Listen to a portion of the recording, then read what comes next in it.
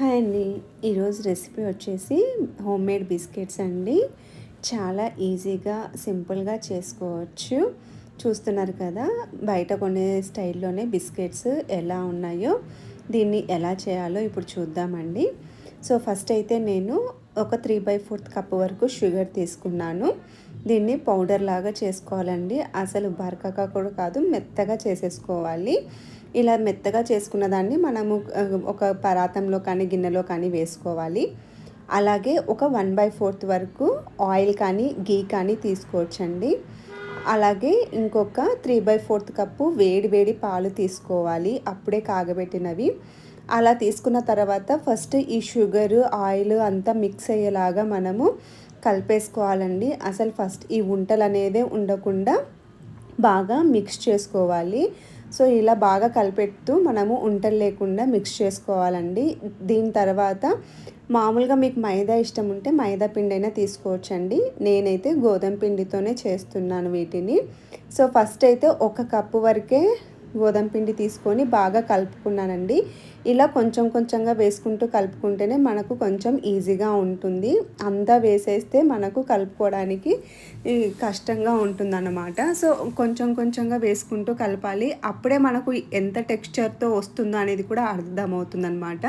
ఇప్పుడు నేను చెప్పిన కొలతలతో అయితే మాత్రం నాకు కంప్లీట్ నేను చూపించిన కప్పుతో 3 కప్స్ వరకు పట్టిందండి. సో 2.5 కప్స్ వేసుకొని కలుపుకున్నాక లాస్ట్లో నేను కొంచెము ఉప్పు అలాగే ఇలాచీ పౌడర్ వేసుకున్నానండి. ఫస్ట్లోనే ఉప్పు వేసుకోవచ్చు అనుకోవచ్చు, కాకపోతే మనం వేడివేడి పాలేసాం కదా, ఉప్పు వల్ల ఏమన్నా ఇరిగినట్లయిపోయి టెక్స్చర్ మారుతుంది అని చెప్పేసి నేను ఇలా లాస్ట్లో వేసాను అనమాట. సో ఇప్పుడు ఇలా బాగా గట్టిగా కలపకూడదండి, చేతితో కూడా స్మూత్గా కలుపుకోవాలన్నమాట. అరచేయి పెట్టేసి బాగా మనం పిండిని కలిపినట్టు కలపకూడదు. లాస్ట్లో కొంచెం వేసుకొని అంతా కలిసేటట్టు కలిపేసుకోవాలి అంతే. ఇలా బాగా కలుపుకున్న తర్వాత మనము ప్లేట్ మూసేసి ఒక 15 మినిట్స్ రెస్ట్ ఇస్తే సరిపోతుందండి. సో చూస్తున్నారు కదా, ఈ పిండి అనేది ఇలా ఉంటుంది. లోపల కూడా మీరు చూస్తున్నారు కదా, ఇలా ఫ్లఫీగా బాగా ఉంటుందన్నమాట. సో ఇలా బాగా కలిపేసి మనము ఒక 15 మినిట్స్ పక్కన పెట్టుకోవాలి. సో ఇప్పుడు పక్కన పెట్టిన తర్వాత మళ్ళీ ఒక 15 మినిట్స్ కానీ ఒక హాఫ్ అన్ అవర్ కానీ తీసేసుకొని మనము ఒక పెద్ద సైజు బాల్ లాగా తీసుకోవాలండి. సో మనం చపాతీకి తీసుకున్నంత కాకోకుండా కొంచెం పెద్ద సైజులో తీసేసుకొని మనము ఇంకా జస్ట్ రుద్దుకోవాలన్నమాట. కొంచెం ఒక 2 ఇంచెస్ థిక్నెస్ ఉన్నంత వరకు రుద్దేసుకోవాలి అంతే.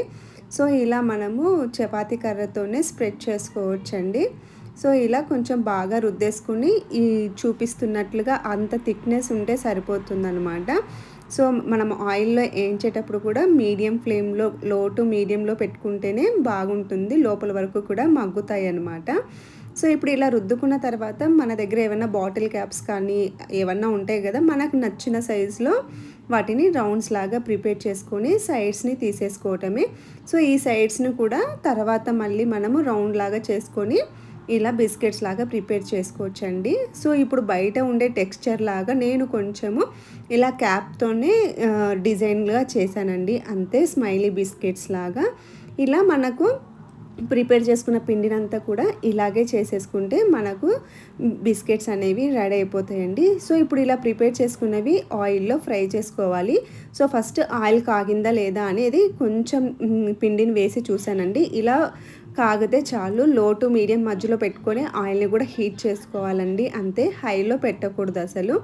సో ఇలా మనం ప్రిపేర్ చేసుకున్నవన్నీ కూడా ఆయిల్లో సరిపడా వేసేసుకొని ఫ్రై చేసేసుకుంటే మన ఈ బిస్కెట్స్ అనేవి రెడీ అయిపోతాయండి. సో చూస్తున్నారు కదా, స్లోగా ఎంత బాగా పొంగుతున్నాయో బిస్కెట్స్ కూడా.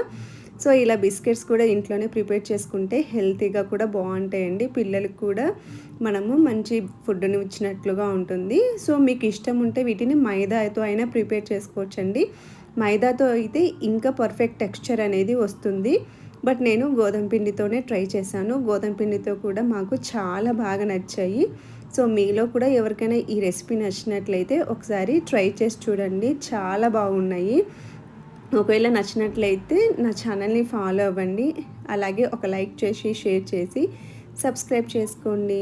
సో మీలో ఎవరికైనా నచ్చి ట్రై చేసి ఉంటే నాకు కామెంట్ సెక్షన్ ద్వారా తెలపచ్చు.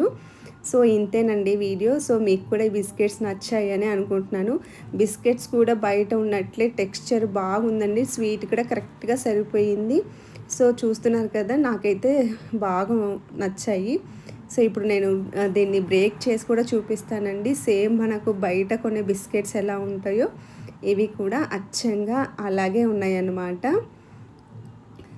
సో చూస్తున్నారు కదా! ఎంత బాగొచ్చాయో. సో మీకు కూడా నచ్చుతుందని ఆశిస్తున్నానండి. సో ఇదే video. Thank you so much for watching. Bye. Bye bye.